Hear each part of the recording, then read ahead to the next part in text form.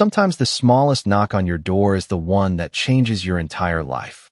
I never expected that my first week in a quiet Portland neighborhood would begin with a little boy sitting alone on my front porch after midnight. The November air carried the sharp chill of early winter, and the only sounds were the distant hum of traffic and the wind rustling through the maple trees lining our street.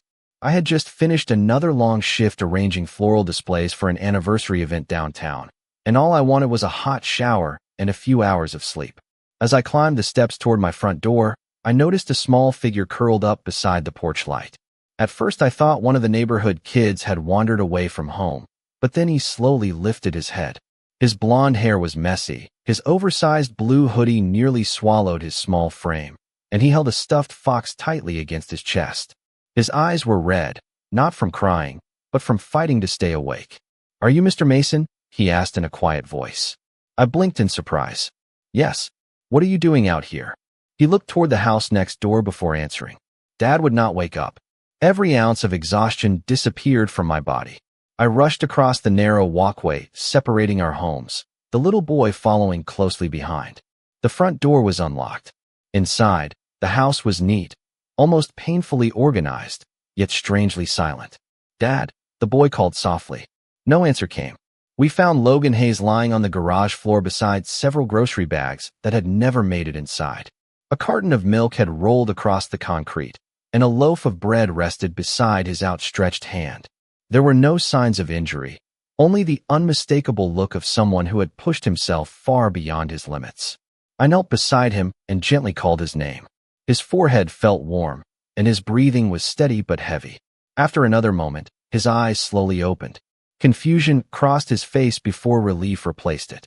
He immediately looked past me toward the little boy.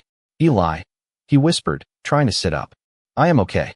You scared me," Eli answered, wrapping both arms around his father.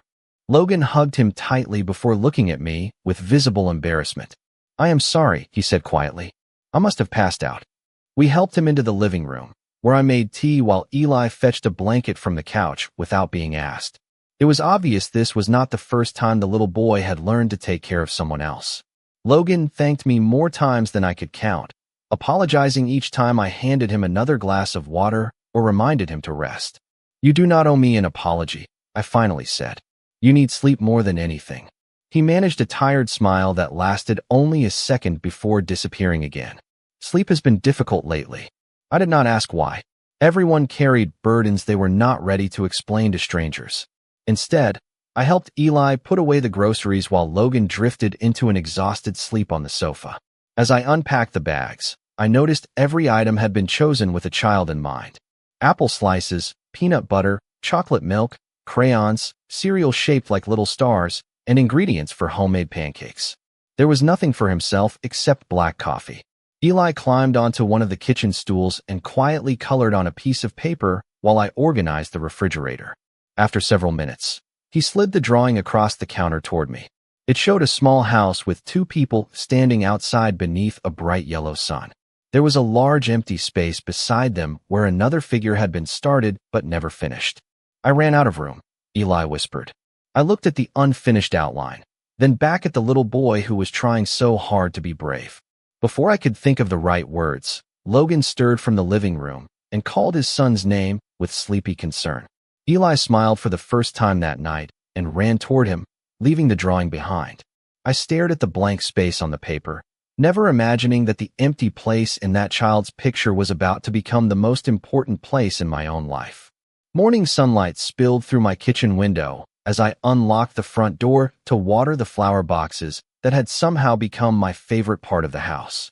Across the narrow driveway separating our homes, I noticed Logan already outside, bundled in a gray sweater while carefully helping Eli zip up his blue jacket before school. The little boy spotted me first and waved so enthusiastically that his backpack nearly slipped off one shoulder. Logan looked up, offering a small smile that seemed almost hesitant, as though he still felt embarrassed about everything that had happened the night before. "Good morning," he called. "I wanted to thank you again." I shook my head with a smile.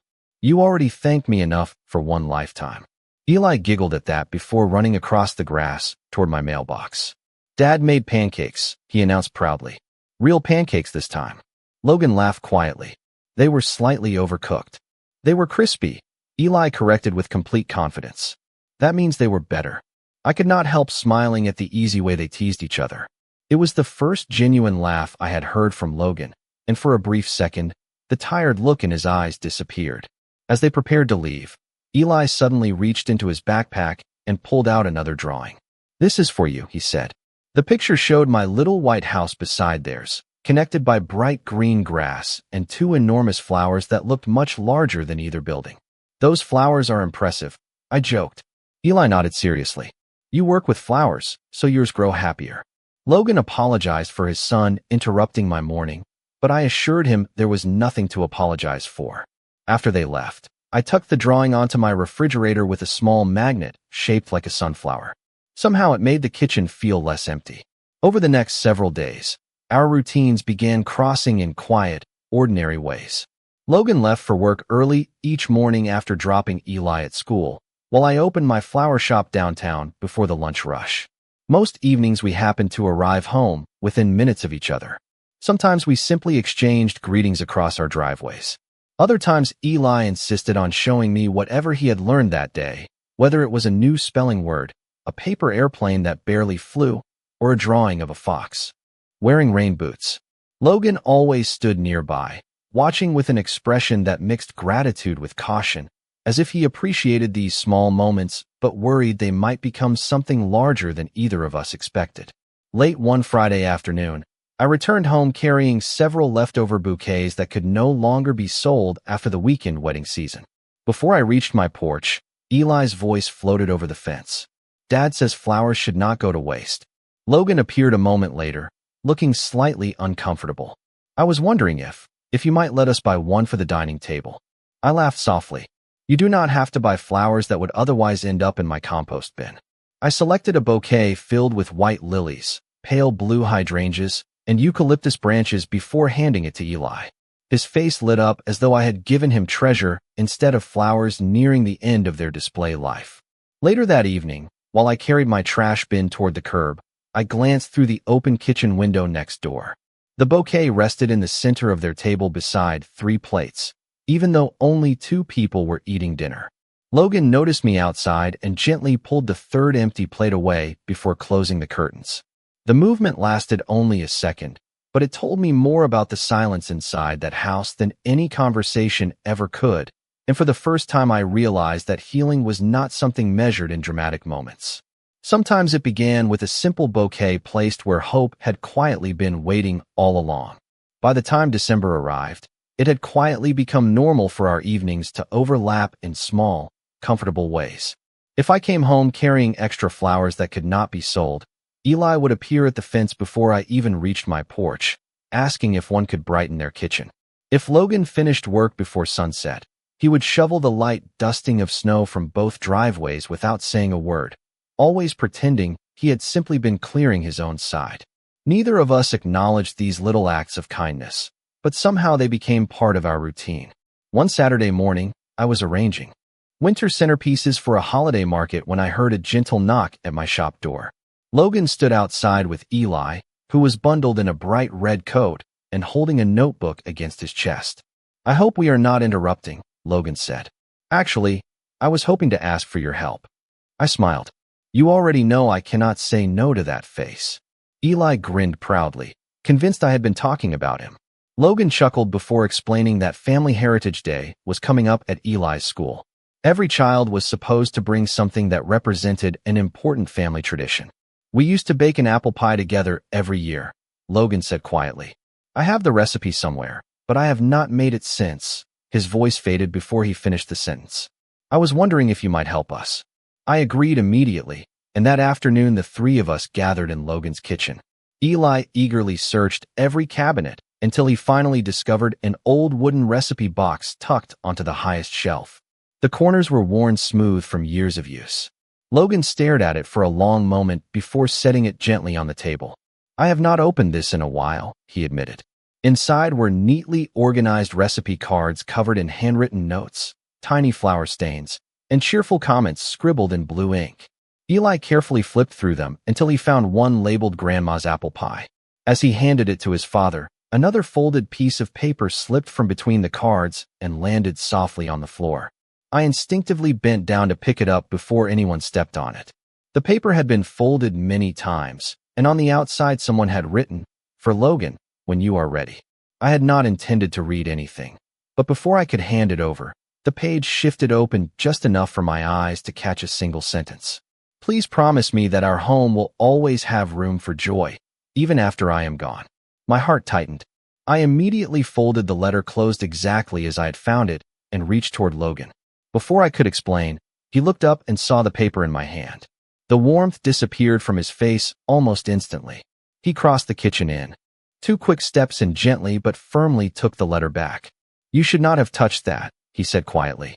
His voice never rose, yet the disappointment inside it hurt far more than anger would have. "I am sorry," I answered honestly. "It fell out by accident. I only picked it up." Logan looked down at the letter for several long seconds before placing it back inside the recipe box. "Some memories are difficult to reopen," he whispered. The room became painfully silent. Eli glanced between us, clearly sensing that something had changed even if he did not understand what. I tried to continue measuring flour and cinnamon, pretending everything was normal, but the easy conversation we had shared only minutes earlier had disappeared. When the pie finally came out of the oven, its warm scent filled the kitchen exactly as it should have, yet none of us spoke very much while it cooled on the counter. As I prepared to leave that evening, Eli hugged me tightly and thanked me for helping. Logan walked me to the front door, but instead of our usual quiet smile, he simply nodded once before closing it gently. Standing on my own porch a few moments later, I looked toward the dark window next door and realized that sometimes the hardest doors to open were not made of wood at all, but of memories someone had spent years trying to keep safely closed. The following 2 weeks felt much colder than the weather forecast had promised. Snow came and went in thin white layers across the neighborhood, but the distance growing between the house next door and mine was far more noticeable than the changing season. Logan still left every morning before sunrise, yet he no longer paused to wave if we happened to step outside at the same time. Eli still smiled whenever he saw me, but now he looked toward his father before walking over, as though waiting for permission that never came. I respected the invisible line Logan had quietly drawn between us, even though I could not stop wondering whether a single misunderstanding had erased everything we had slowly built. Work at the flower shop became busier as holiday orders filled every corner of the cooler, but even surrounded by bright poinsettias and evergreen wreaths, I found myself thinking about the unfinished sentence inside that folded letter. I had never intended to see those words, and I wished I could give that moment back to Logan. One afternoon, just before closing time, the front bell chimed, and a woman stepped inside carrying herself with calm confidence. She had light brown hair pulled into a neat ponytail and kind eyes that seemed tired in a familiar way. She introduced herself as Rachel Hayes. My stomach tightened before she spoke another word. "You are Mason," she said with a polite smile. "Logan mentioned you." I was surprised by that. "I hope only good things." She hesitated before answering. "Mostly good things." She purchased a small arrangement of winter roses, then asked if we could talk for a minute after the receipt printed. We sat near the shop window while snow drifted slowly outside. Rachel thanked me for helping Logan and Eli during the past several weeks. She admitted that her brother had been trying to do everything alone since Daniel passed away almost 3 years earlier. "He thinks asking for help means he is failing," she explained softly. "He carries guilt everywhere he goes." I listened without interrupting.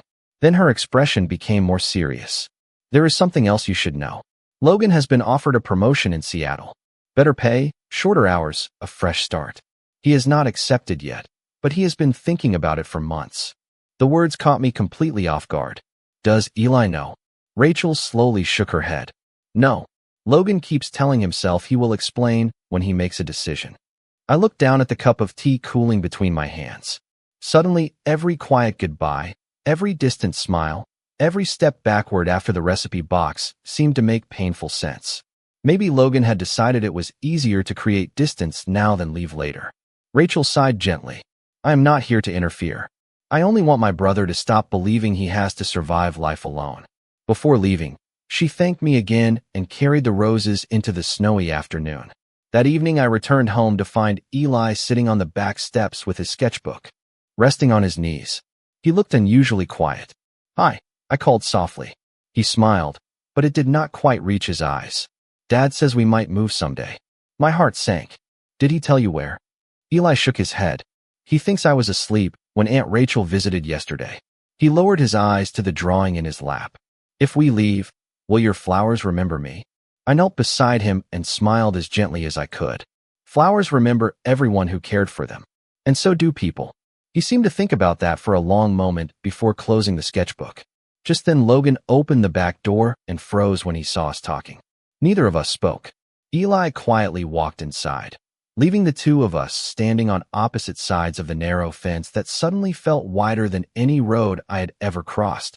And for the first time since moving into that peaceful neighborhood, I wondered if the empty space in Eli's drawing had never been waiting for someone new at all, but had been preparing to say goodbye once again. The week before Family Heritage Day arrived with clear skies and unusually warm afternoons for December, but nothing about the neighborhood felt lighter. Logan and I had settled into a careful silence that neither of us seemed willing to break. We still crossed paths while collecting the mail or pulling our trash bins to the curb, yet our conversations never moved beyond polite greetings. Even those became less frequent. The only thing that remained unchanged was Eli. Every morning he still looked toward my porch before climbing into Logan's truck for school, offering a small wave that carried more hope than words ever could. One afternoon, as I was trimming fresh eucalyptus branches at the flower shop, my phone rang with an unfamiliar number. I almost ignored it until I noticed the local area code. "Hello," I answered. "Is this Mr. Mason Carter?" a cheerful voice asked. "This is Emily Foster from Hawthorne Elementary." I immediately smiled. "Yes, this is Mason. I hope I am not interrupting your work," she said kindly. "I am Eli Hayes' teacher.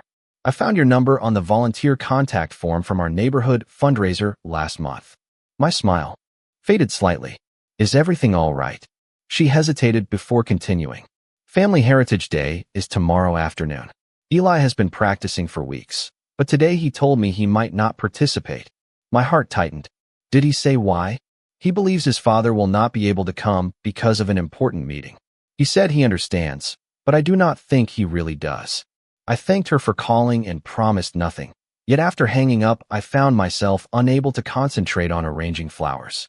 I kept remembering the excitement in Eli's face when he talked about baking the apple pie, the careful way he had protected the recipe card, and the quiet disappointment in his eyes every time he thought someone important might leave. When the shop closed, I drove home beneath a sky painted orange by the setting sun. As I turned onto our street, I noticed Logan's truck already parked outside. Through the front window, I could see him sitting at the dining table surrounded by folders and blueprints. Eli sat beside him coloring quietly, glancing toward his father every few minutes, as if hoping the papers would somehow disappear. I carried a small poinsettia to their front porch, telling myself it was only a neighborly holiday gift. Before I could knock, the front door opened. Logan looked surprised to see me. "Hi," he said softly. I handed him the plant. "For your table." He accepted it with genuine appreciation. "Thank you. It is beautiful." For a moment, neither of us spoke. Then I noticed the stack of presentation folders resting on the entry table. "Big meeting tomorrow?" I asked. Logan nodded slowly. "It could determine everything about my future with the company." His words were careful, but I heard the weight behind them. "And Family Heritage Day?" I asked before I could stop myself. He looked toward the dining room where Eli was still coloring. "The meeting starts at 1 o'clock. The school program begins at 1:30. I have been trying to figure out how to do both." I nodded, pretending to understand, even though disappointment settled quietly inside me. As I turned to leave, Eli hurried to the doorway carrying a pie dish wrapped in a towel. "We practice today," he announced proudly. "Tomorrow is going to be perfect." Logan smiled at his son, but the smile carried worry instead of certainty. I walked back across the narrow path separating our homes with the strange feeling that tomorrow would ask each of us to choose what mattered most, and none of us yet understood how much that choice was about to change our lives. Family Heritage Day arrived beneath a bright winter sky that made everything look calmer than it truly felt. I opened my flower shop early, hoping work would keep my mind occupied, but every bouquet I arranged reminded me of the small poinsettia now sitting on Logan's dining table. Around noon, I finally admitted that I could not concentrate. I locked the front door, left a note saying I would return later, and drove toward Hawthorne Elementary with no real plan except to quietly support Eli if he needed one more familiar face in the audience. The school gymnasium buzzed with cheerful conversations as families filled rows of folding chairs decorated with handmade paper snowflakes. Long tables displayed family recipes, photographs, and holiday traditions from every corner of the country. I spotted Eli standing beside a small table covered with a blue cloth. In the center rested the apple pie he and Logan had baked together. Next to it sat the old recipe card inside a clear plastic sleeve. Eli wore a neatly pressed sweater and smiled politely whenever classmates walked by, but every few seconds his eyes drifted toward the entrance. I chose a seat near the back of the room where I would not attract attention. When Eli noticed me, surprise crossed his face before a gentle smile slowly appeared. He lifted one hand in a tiny wave that seemed to say thank you without speaking a single word. The program began with songs performed by the second grade choir, followed by short presentations from each student. One by one, children proudly shared recipes, traditions, and stories about grandparents, family vacations, and holiday dinners. As Eli's turn grew closer, I saw him glance repeatedly toward the gym doors. Each time they opened, hope briefly brightened his face before quietly fading again. His teacher, Miss Foster, knelt beside him and whispered something encouraging. Eli nodded, but his shoulders remained tense. Finally, she announced his name. He carried the pie to the front table with careful hands and looked out across the audience. His eyes searched every row until they reached the empty seat beside mine. For a brief moment, he forgot every word he had practiced. The room became painfully silent. I smiled and gently placed my hand over my heart, hoping he would remember that someone believed in him. Eli took a slow breath, but before he could begin, the gymnasium doors opened once more. Logan hurried inside wearing the same dress shirt and tie he had left home in that morning, his winter coat still unbuttoned as though he had run from the parking lot. He looked exhausted, but when his eyes found Eli, every trace of worry disappeared. Without saying a word, he walked directly to the empty chair beside me and sat down just as Eli noticed him. The little boy's entire face transformed. His nervous expression melted into pure relief. He smiled so brightly that several parents around us smiled with him. Taking another deep breath, Eli proudly introduced the apple pie recipe that had belonged to his family for generations. He explained that baking together reminded him that love could still be shared even when someone important was deeply missed. His simple words filled the room with quiet emotion. When the applause ended, Eli ran straight into Logan's arms. Logan hugged him tightly before looking toward me. Our eyes met for the first time in weeks without hesitation or distance. He mouthed two silent words that needed no sound for me to understand. Thank you. In that moment, I realized he had not chosen between his career and his son. He had chosen the person he never wanted to disappoint again. And somehow that single choice had also begun to repair something fragile that had quietly broken between the two houses standing side by side on our peaceful street. The days after Family Heritage Day felt different in ways that were impossible to measure. Nothing dramatic changed overnight, yet the silence that had settled between Logan and me no longer felt permanent. 2 evenings later, as I finished hanging a wreath on my front door, I heard a familiar knock. When I opened it, Logan stood there holding a small white bakery box. Eli insisted we bring dessert instead of another apology, he said with a shy smile. Before I could answer, Eli peeked around his father's side and lifted the box proudly. We made cinnamon rolls. I laughed and invited them inside. My little dining table suddenly felt warmer with 3 people gathered around it. Eli happily described every detail of Family Heritage Day while Logan listened with quiet relief, occasionally smiling whenever his son became especially animated. After Eli wandered into the living room to admire my growing collection of his drawings on the refrigerator, Logan's smile slowly faded into something more thoughtful. I owe you an explanation, he said softly. I looked at him without interrupting. The day you found that letter, I was not upset because you touched it. I was upset because I realized I had never been brave enough to read it myself. He lowered his eyes toward the untouched cinnamon roll in front of him. Daniel wrote it during the last weeks of his illness. I promised myself I would open it when I felt strong enough. 3 years passed, and I kept finding excuses not to. His voice remained calm, but every word carried the weight of years spent pretending everything was under control. When I saw it in your hands, I thought you had reached a place inside my life that I still could not face. I nodded slowly. I only saw one sentence. Logan looked up. The part about making room for joy? I admitted that I had. He smiled sadly. That single sentence has haunted me because I never let myself believe I deserved it. The room grew quiet for a moment before he continued. Rachel told you about Seattle, did not she? I hesitated, then answered honestly. Yes. Logan leaned back in his chair with a tired sigh. The promotion would have meant more money and fewer hours. Everyone said it was the sensible choice. I almost convinced myself that starting over somewhere else would make everything easier for Eli. He looked toward the living room where his son was, carefully arranging colored pencils by size. Then I watched him searching every face in that school gym, hoping mine would be there. I realized I had been planning a future without asking the one person who would have to live it. I smiled gently. He never wanted a different city. He only wanted his father. Logan nodded.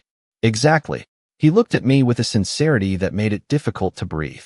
And somewhere along the way, I realized I was looking for someone else too. Before I could respond, Eli returned carrying one of his sketchbooks. I made something new, he announced happily. He opened the page to reveal another drawing of the two neighboring houses. This time there was no empty outline between them. Instead, 3 people stood together in the backyard while colorful flowers stretched across the fence connecting both homes. Logan stared at the picture for a long moment before quietly asking, "Can I tell you something, Mason?" I nodded. He took a slow breath. I do not know what this becomes tomorrow or next month, and I refuse to rush something this important, but I do know one thing. I do not want fear making my decisions anymore. I would like to know you, not because you helped my family, not because Eli cares about you, but because every time I imagine a happier future, somehow you are already standing inside it. I felt my heart soften at his honesty. Then let us begin there, I answered, not with promises, just with one honest step at a time. Logan smiled, and for the first time since I had met him, the smile stayed long enough to reach his eyes, while Eli quietly added another bright flower between the 2 little houses, as though he had known all along that hope grew best when people finally stopped running away from it. The weekend after our conversation seemed almost ordinary, and somehow that made it feel extraordinary. Logan and I never announced that anything had changed between us. We simply allowed life to continue without the walls that had quietly stood in the way. On Saturday morning, Eli knocked on my door carrying 2 mugs of hot chocolate that were far too large for his small hands. Dad says neighbors should not drink alone, he declared proudly before running back across the yard. I laughed as Logan followed behind, shaking his head with an expression that had become wonderfully familiar. He has decided that every conversation should include hot chocolate, Logan said. I think that is an excellent family policy, I replied. We spent the morning decorating evergreen garlands along both front porches while holiday music drifted softly from someone's open garage farther down the street. For the first time, our neighbors stopped to chat without looking surprised to see the 3 of us together. It felt natural, as though life had quietly accepted something that we had only recently begun to understand ourselves. That afternoon, Rachel stopped by carrying a tin of homemade cookies. Eli greeted her with an enthusiastic hug before running inside to show her his newest drawings. Logan invited us all into the dining room, where the familiar bouquet of white lilies had been replaced with winter greenery from my flower shop. Rachel smiled warmly when she noticed it. This house finally feels alive again, she said. Logan looked toward me before answering. I think it forgot how to breathe for a while. During lunch, the conversation turned unexpectedly toward Daniel. The room grew quiet, but this time it was not an uncomfortable silence. Rachel reached into her purse and carefully placed the old recipe letter on the table. I found this after helping organize some family boxes, she explained. I thought maybe it was finally time. Logan looked at the folded paper for several seconds before slowly opening it. Eli climbed onto his father's lap without saying a word. Logan read silently, his eyes moving carefully across every line until he reached the end. He closed the letter, took a deep breath, and smiled through eyes filled with quiet emotion. He was never asking me to protect the past, Logan said softly. He was asking me to protect our ability to love again. Rachel nodded with gentle relief. That is exactly how I always understood it. Logan turned toward me. I spent years believing that moving forward meant leaving someone behind. I shook my head. Love does not work that way. Eli looked between us with the thoughtful seriousness only children sometimes possess. I still love Papa Daniel, he said. And I love you too, Mason. My heart nearly stopped. Before I could answer, he continued in the simplest voice imaginable. There is enough room. The honesty of those 4 words settled over the table more powerfully than any speech could have. Rachel quietly wiped away a tear before smiling. I think he just solved the argument all of us adults have been having. We laughed together, and even Logan laughed without hesitation. Later that evening, after Rachel headed home, the 3 of us carried the empty cookie tin back to the kitchen. Eli reached for another sheet of drawing paper while Logan washed the dishes beside me. I almost accepted the Seattle position, he admitted quietly. Yesterday I called my manager and turned it down. I looked at him with surprise. Are you certain? He smiled with complete confidence for the first time since I had met him. A better job cannot replace a better life. Just then Eli held up his newest drawing. The 2 little houses were still there, just as before, but now a wooden gate connected both backyards. Bright flowers surrounded it, even though snow covered the ground.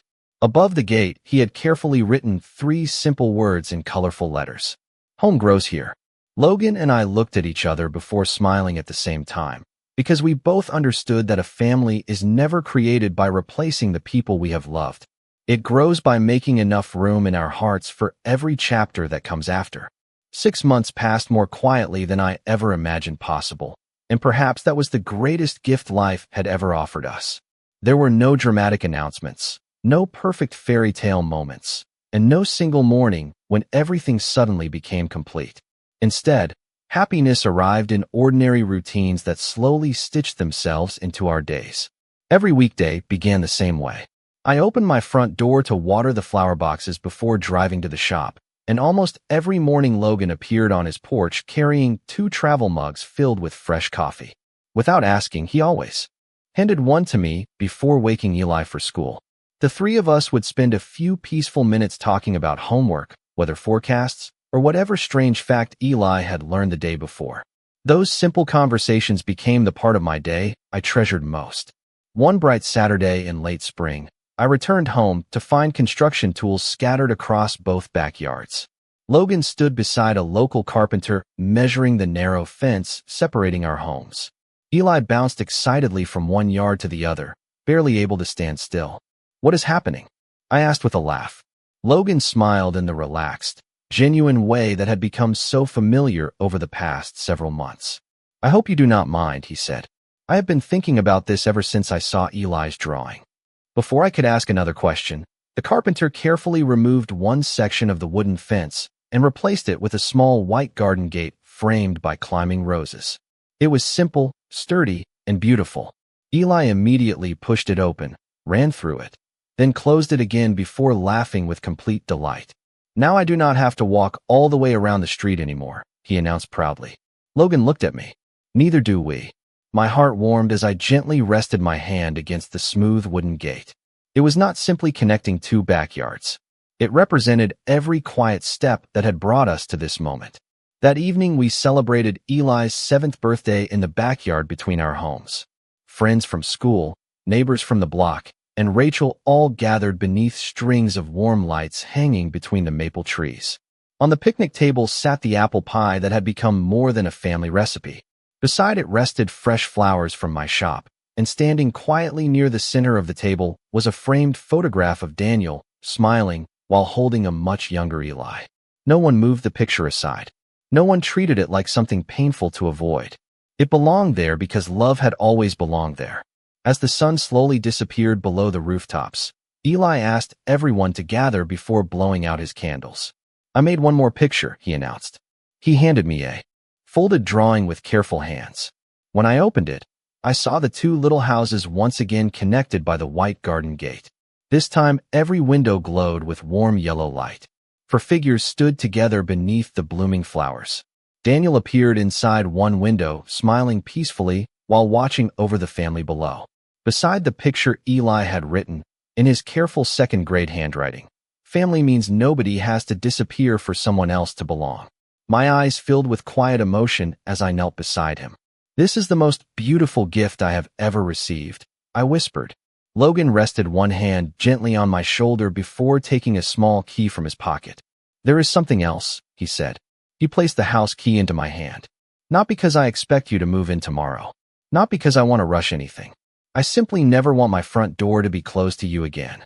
I smiled before reaching into my own pocket and placing my house key into his hand. Then yours should never be closed to you either. We stood there smiling while Eli slipped one hand into mine and the other into Logan's. Behind us, the little white gate remained open beneath the evening sky, waiting for no permission because it had already become exactly what it was built to be. Sometimes people believe that life changes because of extraordinary moments. But I learned that the strongest families are built by thousands of ordinary choices made with kindness every single day. And every morning after that, when I looked through my kitchen window toward the house next door, I no longer saw my neighbor. I saw home.